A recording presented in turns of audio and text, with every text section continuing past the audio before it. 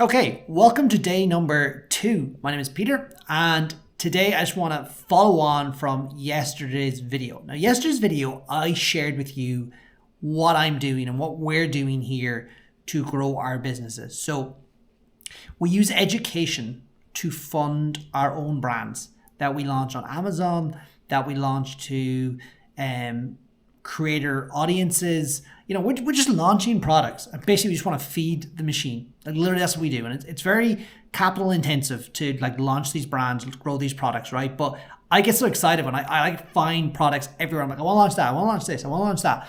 And a lot of it comes down to you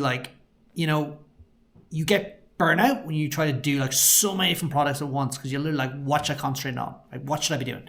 And what's really helped me in that is actually having someone on the team that can help me overcome that, right? Help me deal with that. But at the same time, today was very much a day that I'm not sure. I kind of feel like I could have done more, right? I feel like that. So as I said, yesterday I talked about kind of using education to fund, helping people achieve their results, be it, people who want to launch an app product on Amazon or people that have an audience and want to build a product for that audience. It's all about building products, right? And that funds our products, right? Like product, right? But today was a little bit different. Today, I actually spent it doing, very technical work. And primarily that was a little bit of liaison with suppliers. But then what I went and started doing was building out a Shopify store. Okay. So I've used Shopify before in the past. A lot of people use it for drop shipping. A lot of people use it for their own store that they're running. And there's some advantages to it over the likes of Amazon. And you have more control over what you can put on it. And you can customize it probably a little bit more for your particular style. But at the same time, you don't have complete control because if you're running ads to the likes of Shopify, like say if it's Google, and that's what I would run a lot. Google will actually tell you, your ads have been suspended because you haven't complied with our policies. So the idea that you can just do whatever you want, if you're using paid traffic, that doesn't really count. You kind of need to toe the line and make sure it fits with whoever you're using to drive traffic to your site, right? If you're doing it that way. So what I did today was I actually modeled another site I have running and I built it out so I can launch all of the products that myself and Alex are launching in one place. Now, that doesn't mean that we won't build standalone stores for certain products. So I'm thinking that the product we're building for Alex's audience, right, which I did a little bit on there just now, I sort of barcodes and stuff for it, that product I feel will need its own Shopify store, right? But some of our other products are a little bit more, I don't want to say boring, but we're launching them just because there's a demand on Amazon and there's likely a demand off Amazon. And, I feel I can put them in under a store, Shopify store with a lot of other products, right? And let's test it. I don't really know how that'll work, but I've done that before in the past. During COVID, like I sold random products on a site called Yonder Wheel. And I had no issue with that. And I was fit to let them each make individual sales. Now, maybe if they were on standalone websites for each product, maybe they would have sold better. I don't know. But in this case, for now, I just want to put them all under one website. And so that website I built today is called Grizzly Gear. It's not finished. I still need to dig it up, make it look nice. But what I did do was I put in the shopping policy, the refund policy, all those different policies and things like that onto that store. Got the payment stuff set up.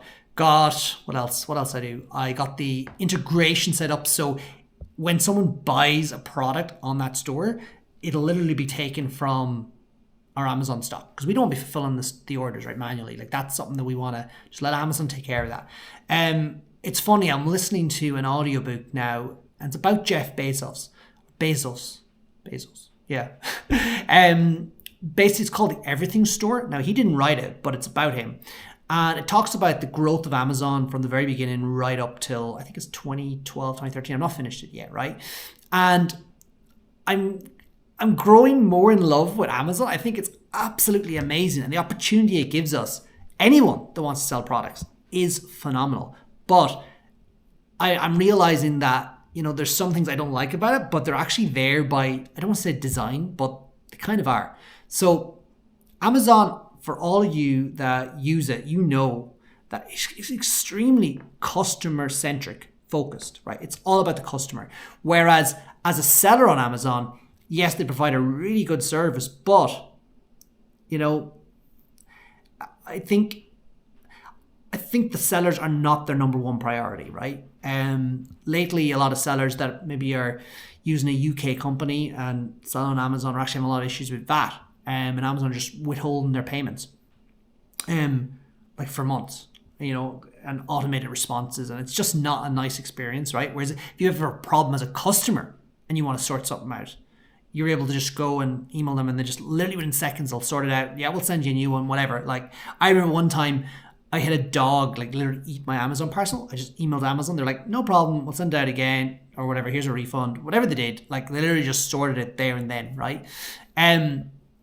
But I've set it up so when someone buys an item on my Shopify store, it's my Amazon stock that is used to fulfill that order. So Amazon will take that item and they'll ship it out, right? I won't have to do it. Now, it's kind of funny, right? Because in my business, in what I'm doing, like there's two sides of it. There's the education side, so it's helping people do that, helping creators do that.